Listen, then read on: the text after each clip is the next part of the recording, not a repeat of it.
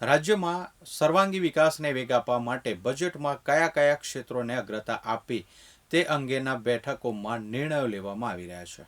વર્ષ 2026-27ના આગામી બજેટને આખરી ઓપ આપવા માટે ગાંધીનગરમાં મુખ્યમંત્રી ભૂપેન્દ્ર પટેલની અધ્યક્ષતામાં બેઠકોનો ધમધમાટ શરૂ થયો છે। આ બેઠકોમાં મુખ્યમંત્રી દ્વારા અલગ અલગ વિભાગોની કામગીરી અને આગામી વર્ષ માટેના નાણાકીય આયોજનની ઝીણવટભરી સમીક્ષા કરવામાં આવી રહી છે। નાણાં વિભાગના ઉચ્ચ અધિકારીઓની હાજરીમાં યોજાઈ રહેલી આ બેઠકોમાં માર્ગ મકાન વિભાગ અને પાણી પુરવઠા જેવા પાયાના માળખાગત વિભાગો પર વિશેષ ભાર મૂકવામાં આવ્યો છે। રાજ્યના સર્વાંગી વિકાસને વેગ આપવા માટે બજેટમાં કયા ક્ષેત્રોને અગ્રતા આપવી તે અંગે આ બેઠકોમાં મહત્વના નિર્ણયો લેવામાં આવી રહ્યા છે। આ બજેટલક્ષી સમીક્ષામાં નર્મદા, આદિજાતિ વિકાસ, કૃષિ અને મહિલા તથા બાળ કલ્યાણ વિભાગના પ્રોજેક્ટ્સ પર ખાસ ધ્યાન કેન્દ્રિત કરવામાં આવ્યું છે।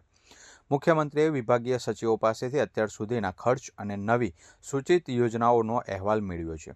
ખાસ કરીને ખેડૂતોના કલ્યાણ અને મહિલા સશક્તિકરણ માટે નવી જોગવાઈઓ બજેટમાં ઉમેરાય તેવી શક્યતા છે।